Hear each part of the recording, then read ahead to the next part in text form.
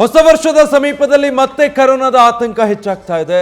ನೆರೆಯ ಕೇರಳದಲ್ಲಿ ಕೋವಿಡ್ನ ಹೊಸ ಉಪತಳಿ ಪತ್ತೆಯಾಗಿರುವುದರಿಂದ ಕೇರಳದಲ್ಲಿ ವೃದ್ಧೆಯಲ್ಲಿ ಕೋವಿಡ್ನ ರೂಪಾಂತರಿ JN1 ಪತ್ತೆಯಾಗಿದೆ. ಕರ್ನಾಟಕದಲ್ಲೂ ಕೂಡ ಈಗ ಇದು ಆತಂಕಕ್ಕೆ ಕಾರಣ ಆಗಿರುವುದು. ರಾಜ್ಯದಲ್ಲೂ ಕೋವಿಡ್ ಟೆಸ್ಟ್ ಹೆಚ್ಚಳಕ್ಕೆ ಸರ್ಕಾರ ನಿರ್ಧಾರ ಮಾಡಿದೆ. ಈ ಹಿಂದೆ ಕೋವಿಡ್ ಸಂದರ್ಭ ಅಂತ ನೆನೆಸ್ಕೊಂಡ್ರೆ ಈಗಲೂ ಭಯ ಆಗುತ್ತೆ. ಅಂಥ ಪರಿಸ್ಥಿತಿಯನ್ನ ಇಡೀ ವಿಶ್ವ ಎದುರಿಸಿತ್ತು. ಎಲ್ಲವೂ ಸರಿ ಹೋಯ್ತಪ್ಪ ಅನ್ನುವಷ್ಟರಲ್ಲಿ ಈಗ ಮತ್ತೊಮ್ಮೆ ಕೋವಿಡ್ ಅಲೆಯ ಆತಂಕ ಎದುರಾಗ್ತಾ ಇದೆ. ಕಾರಣ ಆಗಿರೋದು ಈಗ ಬೇರೆ ಬೇರೆ ದೇಶಗಳಲ್ಲಿ ಇದು ಕಾಣಿಸ್ಕೊಂಡಿತ್ತು ಈ ತಳಿ. ಅದಾದ ಮೇಲೆ ಚೀನಾದಲ್ಲಿ ಹೆಚ್ಚಾಗಿ ಹಬ್ಬಿತ್ತು. ಈಗ ನೆರೆಯ ಕೇರಳ ರಾಜ್ಯದಲ್ಲಿ ಇದೊಂದು ಪ್ರಕರಣ ಬೆಳಕಿಗೆ ಬಂದಿದೆ. ವೃದ್ಧೆಯೊಬ್ಬರಲ್ಲಿ ಈ ಉಪತಳಿ ಪತ್ತೆಯಾಗಿದೆ. ಹೀಗಾಗಿ ರಾಜ್ಯದಲ್ಲೂ ಕೂಡ ಈಗ ಅಲರ್ಟ್ ಆಗಬೇಕಾಗಿರುವಂತಹ ಪರಿಸ್ಥಿತಿ. ಡೀಟೇಲ್ಸ್ ಕೊಡ್ತಾರೆ ನ್ಯೂಸ್ ಡೆಸ್ಕ್ಗಿಂದ ಸತ್ತಾರ್ ಲೈವ್ ನಲ್ಲಿ ಜಾಯಿನ್ ಆಗ್ತಾ ಇದ್ದಾರೆ. ಸತ್ತಾರ್, ಈ ಕರೋನಾ ಕೋವಿಡ್ ಅನ್ನೋ ಹೆಸರು ಕೇಳಿದ್ರೇನೆ ಜನ ಭಯಭೀತರಾಗ್ತಾರೆ. ಬಟ್ ಈಗ ಮತ್ತೊಮ್ಮೆ ರಾಜ್ಯ ಸರ್ಕಾರ ಅಲರ್ಟ್ ಆಗಬೇಕಾಗಿದೆ. ನೆರೆಯ ಕೇರಳದಲ್ಲಿ ಕೇಸ್ ಪತ್ತೆಯಾಗಿರೋ ಕಾರಣ ಅಂದ್ರೆ ಆತಂಕ ಪಡೋ ಅಗತ್ಯ ಇದೆಯಾ? ಸದ್ಯದ ಪರಿಸ್ಥಿತಿ ಏನು?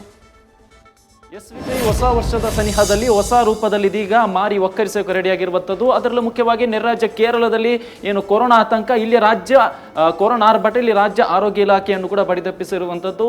ಯಾವುದೇ ಶೀಘ್ರದಲ್ಲೇ ಹೊಸ ಕೋವಿಡ್ ಸಂಬಂಧಪಟ್ಟಂತೆ ಹೊಸ ಮಾರ್ಗಸೂಚಿ ಕೂಡ ಬಿಡುಗಡೆಯಾಗುವ ಸಾಧ್ಯತೆ ಇದೆ. ಸದ್ಯದ ಮಟ್ಟಿಗೆ ನೋಡೋದಾದ್ರೆ ಯಾವುದೇ ಆತಂಕ ಪಡುವಾಗುತ್ತಿಲ್ಲ. ಬಟ್ ಮುಂಜಾಗ್ರತಾ ಕ್ರಮವಾಗಿ ಕೋವಿಡ್ ಟೆಸ್ಟ್ ಹೆಚ್ಚಳ ಮಾಡುವುದರ ಜೊತೆಗೆ ಕೋವಿಡ್ ಕಿಟ್ ಹೆಚ್ಚಿನ ಖರೀದಿಗೆ ಕೂಡ ಆರೋಗ್ಯ ಇಲಾಖೆ ಪ್ಲಾನ್ ಮಾಡಿಕೊಂಡಿದೆ. ಮಂಗಳವಾರ ತಾಂತ್ರಿಕ ಸಲಹಾ ಸಮಿತಿ ಒಂದು ಸಭೆ ಕೂಡ ಕರೆದಿದ್ದು, ಅದರ ನಂತರದಲ್ಲಿ ಮುಂದಿನ ಮಾರ್ಗಸೂಚಿ ಯಾವ ರೀತಿ ಇರಲಿದೆ ಅನ್ನೋದರ ಬಗ್ಗೆ ಕೂಡ ಒಂದು ಡಿಸ್ಕಸ್ ಆಗಲಿದೆ. ಅದರ ನಂತರ ಹೊಸ ಮಾರ್ಗಸೂಚಿ ಬಿಡುಗಡೆ ಆಗುವ ಸಾಧ್ಯತೆ ಇದೆ. ಅಂದ್ರೆ ಕೆಲ ವರ್ಷದ ಹಿಂದೆ ಏನು ಆರ್ಭಟಿಸಿದ್ದ ಕೊರೋನಾ ನಂತರ ಮರೆಯಾಗಿತ್ತು. ಇದೀಗ ಮತ್ತೆ ಜನರ ಮುಖದಲ್ಲಿ ಮಾಸ್ಕ್ ಬರುತ್ತಾ ಅನ್ನೋ ಪ್ರಶ್ನೆ ಮೂಡಿದೆ. ಯಾಕಂದ್ರೆ ಹೊಸ ವರ್ಷದ ಸನಿಹದಲ್ಲಿ ಕೋವಿಡ್ ಓಟಕ್ಕಿಟ್ಟಿರುವಂತಹ, ಅದರಲ್ಲೂ ಮುಖ್ಯವಾಗಿ ನೆರೆ ರಾಜ್ಯದಲ್ಲಿ ಕೇರಳದಲ್ಲಿ ಕೋವಿಡ್ ಪ್ರಕರಣ ಕಾಣಿಸಿಕೊಂಡಿದೆ. ಮತ್ತೆ ಅದರ ಆರ್ಭಟ ಶುರುವಾಗಿರುವಂಥದ್ದು. ಈ ಹಿಂದೆ ದೇಶದಲ್ಲಿ ಮೊದಲ ಕೋವಿಡ್ ಕೇಸ್ ಪತ್ತೆಯಾಗಿದ್ದ ಕೇರಳದಲ್ಲಿ ಇದೀಗ ರೂಪಾಂತರ ತಳಿ ಕೂಡ ಪತ್ತೆಯಾಗಿದ್ದರಿಂದ ಖಂಡಿತವಾಗಿಯೂ ಅದರ ಎಫೆಕ್ಟ್ ನೆರೆ ರಾಜ್ಯವಾಗಿದ್ದ ಕರ್ನಾಟಕ ಸೇರಿದಂತೆ ಇತರ ರಾಜ್ಯಗಳು ಕೂಡ ಬರುತ್ತೆ. ಇದೇ ಕಾರಣಕ್ಕೆ ಮುಂಜಾಗ್ರತಾ ಕ್ರಮವಾಗಿ ರಾಜ್ಯ ಆರೋಗ್ಯ ಇಲಾಖೆ ಕೂಡ ಹೈ ಅಲರ್ಟ್ ಆಗಿರುವಂತದ್ದು.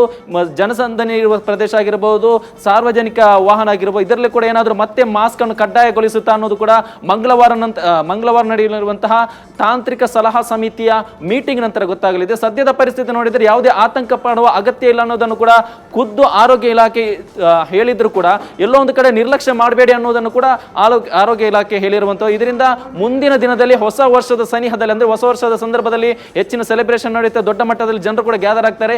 ಈ ಸಂದರ್ಭದಲ್ಲಿ ಏನಾದರೂ ಆ ಒಂದು ಪರ್ಟಿಕ್ಯುಲರ್ ಇದನ್ನು ಇಟ್ಟುಕೊಂಡು ಮಂಗಳವಾರ ನಡೆಯುವ ಆ ಒಂದು ಮೀಟಿಂಗ್ ನಲ್ಲಿ ಹೊಸ ವರ್ಷದ ಸೆಲೆಬ್ರೇಷನ್ಗೆ ಎಲ್ಲಾದರೂ ಕುತ್ತು ತರುತ್ತಾ ಅನ್ನೋದನ್ನು ಕೂಡ ಕಾದು ನೋಡಬೇಕಾಗಿರುವಂತದ್ದು. Vijay, thank you Sattar.